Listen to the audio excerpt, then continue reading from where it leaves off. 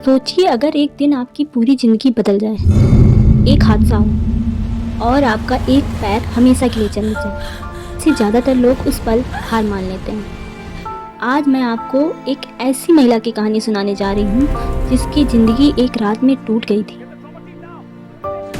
लेकिन उसने हार नहीं मानी बल्कि इतिहास बना दिया। एक लड़की जिसका पैर ट्रेन से कट गया था, जो पूरी रात पटरी के पास दर्द में पड़ी रही, लेकिन उसी लड़की ने बाद में दुनिया की सबसे ऊंची चोटी पर तिरंगा फहराया।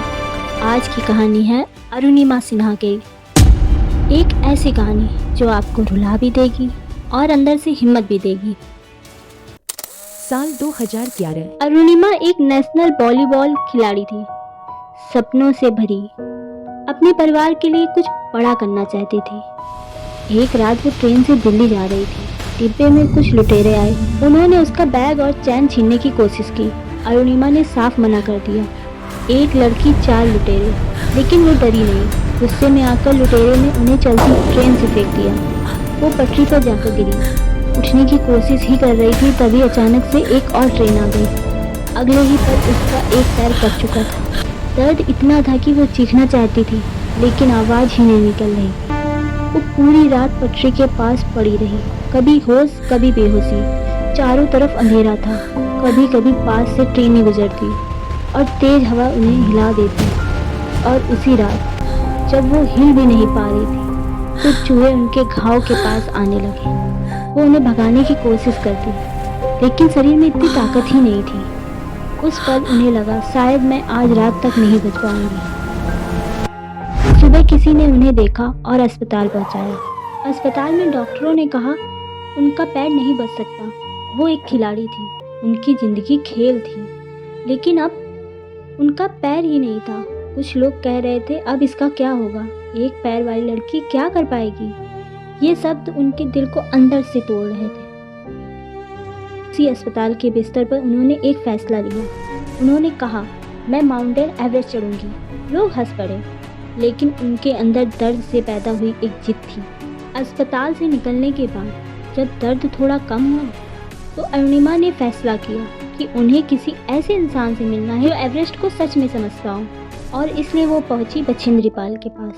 उन्होंने धीरे से कहा, मैम, लोग कहते हैं कि अब मैं कुछ नहीं कर सकती, लेकिन मैं माउंटेन एवरेस्ट चढ़ना चाहती हूँ। फिर मुस्कुराई और उन्होंने कहा, वो शब्द अरुणिमा की जिंदगी बदल गए। उन्होंने कहा, अगर तुम एक पैर के साथ भी एवरेस्ट चढ़ने का सपना देख सकती हो, तो समझ लो कि तुम आधी जंग तो लड़ चुकी हो। अब बस दुनिया को यह पता चलना बाकी है कि तुम किस तारीख को एवरेस्ट पर खड़ी होगी। ये सुनकर अरुणिमा की आंखों में आंसू आ गए, क्योंकि पहली बार किसी ने उसका मजाक नहीं उड़ाया, किसी ने उस पर विश्वास किया। और शायद उसी दिन एक लड़की ने तय कर लिया कि वह सिर्फ सपना नहीं देखेगी, इतिहास बदलेगी। बस वही शब्द अरुणिमा की ताकत बन गए। पहले कदम पर ही वो गिर गई, दूसरे कदम पर घाव खुल गया, तीसरे कदम पर खून निकलने लगा, लेकिन उन्होंने रुकना नहीं सीखा।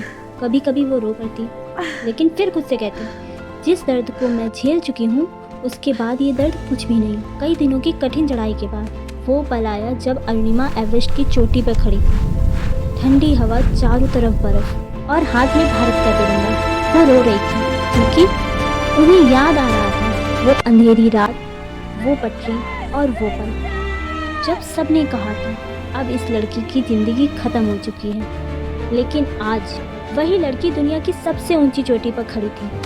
इसके बाद अरुणिमा यहीं नहीं रुकी। उन्होंने इसके बाद दुनिया की कई ऊंची चोटियां भी फतेह की। उनकी कहानी ने लाखों लोगों को प्रेरित किया, और उनकी इसी हिम्मत के लिए भारत सरकार ने पद्म श्री दिया।